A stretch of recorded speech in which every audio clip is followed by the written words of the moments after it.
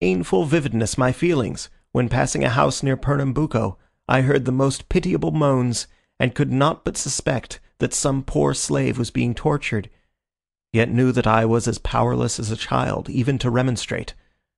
I suspected that these moans were from a tortured slave, for I was told that this was the case in another instance. Near Rio de Janeiro I lived opposite to an old lady who kept screws to crush the fingers of her female slaves. I have stayed in a house where a young household mulatto, daily and hourly, was reviled, beaten, and persecuted enough to break the spirit of the lowest animal. I have seen a little boy, 6 or 7 years old, struck thrice with a horsewhip, before I could interfere, on his naked head, for having handed me a glass of water not quite clean. I saw his father tremble at a mere glance from his master's eye. These latter cruelties were witnessed by me in a Spanish colony, in which it has always been said that slaves are better treated than by the Portuguese, English, or other European nations.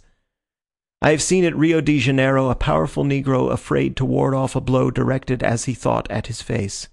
I was present when a kind-hearted man was on the point of separating forever the men, women, and little children of a large number of families who had long lived together. I will not even allude to the many heart-sickening atrocities which I authentically heard of, nor would I have mentioned the above revolting details, had I not met with several people so blinded by the constitutional gaiety of the negro as to speak of slavery as a tolerable evil. Such people have generally visited at the houses of the upper classes, where the domestic slaves are usually well treated, and they have not, like myself, lived amongst the lower classes.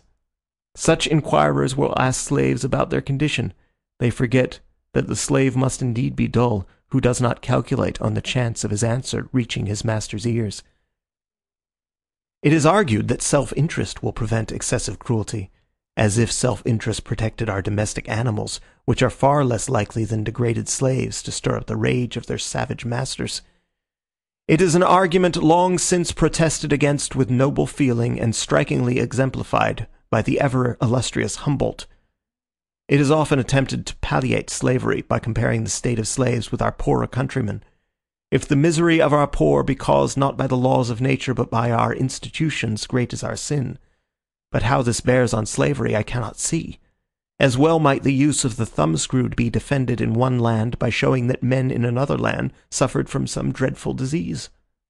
Those who look tenderly at the slave owner, and with a cold heart at the slave, never seem to put themselves into the position of the latter. What a cheerless prospect, with not even a hope of change! Picture to yourself the chance, ever hanging over you, of your wife and your little children, those objects which nature urges even the slave to call his own, being torn from you and sold like beasts to the first bidder. And these deeds are done and palliated by men who profess to love their neighbors as themselves, who believe in God, and pray that his will be done on earth. It makes one's blood boil, yet heart tremble, to think that we Englishmen and our American descendants, with their boastful cry of liberty, have been and are so guilty. But it is a consolation to reflect that we at least have made a greater sacrifice than ever made by any nation to expiate our sin. On the last day of August we anchored for the second time at Porto Praya in the Cape de Verde archipelago. Thence we proceeded to the Azores, where we stayed 6 days. On the 2nd of October we made the shore of England, and at Falmouth I left the Beagle, having lived on board the good little vessel nearly 5 years. Our voyage having come to an end, I will take a short retrospect of the advantages and disadvantages, the pains and pleasures of our circumnavigation of the world. If a person asked my advice before undertaking a long voyage, my answer would depend upon his possessing a decided taste for some branch of knowledge which could by this means be advanced. No doubt it is a high satisfaction to behold various countries and the many races of mankind, but the pleasures gained at the time do not counterbalance the evils. It is necessary to look forward to a harvest, however distant that may be, when some fruit will be reaped, some good effected. Many of the losses which must be experienced are obvious, such as that of the society of every old friend, and of the sight of those places with which every dearest remembrance is so intimately connected. These losses, however, are at the time partly relieved by the exhaustless delight of anticipating the long-wished-for day of return. If, as poets say, life is a dream, I am sure in a voyage These are the visions which best serve to pass away the long night. Other losses, although not at first felt, tell heavily after a period. These are the want of room, of seclusion, of rest, the jading feeling of constant hurry, the privation of small luxuries, the loss of domestic society, and even of music and the other pleasures of imagination. When such trifles are mentioned, it is evident that the real grievances, excepting from accidents, of a sea life are at an end. The short space of 60 years has made an astonishing difference in the facility of distant navigation. Even in the time of Cook, a man who left his fireside for such expeditions underwent severe privations. A yacht now, with every luxury of life, can circumnavigate the globe. Besides the vast improvements in ships and natural resources, the whole western shores of America are thrown open, and Australia has become the capital of a rising continent. How different are the circumstances to a man shipwrecked at the present day in the Pacific to what they were in the time of Cook! Since his voyage, a hemisphere has been added to the civilized world. If a person suffer much from seasickness, let him weigh it heavily in the balance. I speak from experience. It is no trifling evil cured in a week. If, on the other hand, he take pleasure in naval tactics, he will assuredly have full scope for his taste. But it must be borne in mind how large a proportion of the time during a long voyage is spent on the water, as compared with the days in harbour. And what are the boasted glories of the illimitable ocean, a tedious waste, a desert of water, as the Arabian calls it? No doubt there are some delightful scenes, a moonlight night, with the clear heavens and the dark glittering sea, and the white sails filled by the soft air of a gently blowing trade wind, a dead calm with the heaving surface polished like a mirror, and all still except the occasional flapping of the canvas. It is well once to behold a squall with its rising arch and coming fury, or the heavy gale of wind and mountainous waves. I confess, however, my imagination had painted something more grand, more terrific in the full-grown storm. It is an incomparably finer spectacle when beheld on shore, where the waving trees, the wild flight of the birds, the dark shadows and bright lights, the rushing of the torrents, all proclaim the strife of the unloosed elements. At sea the albatross and little petrel fly as if the storm were their proper sphere.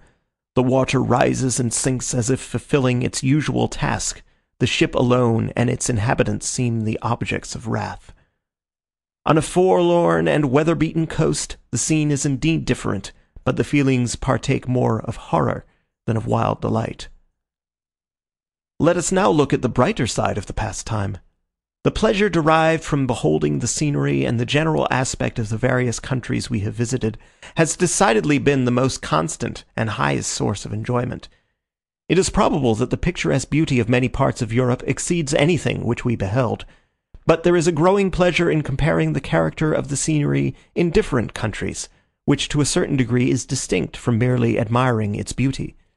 It depends chiefly on an acquaintance with the individual parts of each view.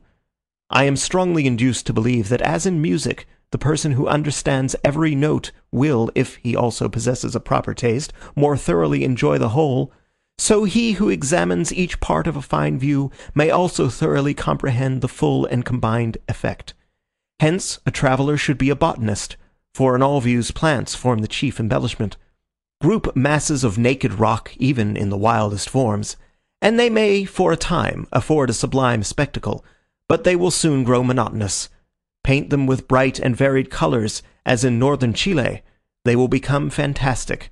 Clothe them with vegetation, they must form a decent, if not a beautiful picture. When I say that the scenery of parts of Europe is probably superior to anything which we beheld, I accept, as a class by itself, that of the intertropical zones. The two classes cannot be compared together, but I have already often enlarged on the grandeur of those regions. As the force of impressions generally depends on preconceived ideas, I may add that mine were taken from the vivid descriptions in the personal narrative of Humboldt, which far exceed in merit anything else which I have read. Yet with these high-wrought ideas my feelings were far from partaking of a tinge of disappointment on my first and final landing on the shores of Brazil. Among the scenes which are deeply impressed on my mind, none exceed in sublimity the primeval forests undefaced by the hand of man, Whether those of Brazil, where the powers of life are predominant, or those of Tierra del Fuego, where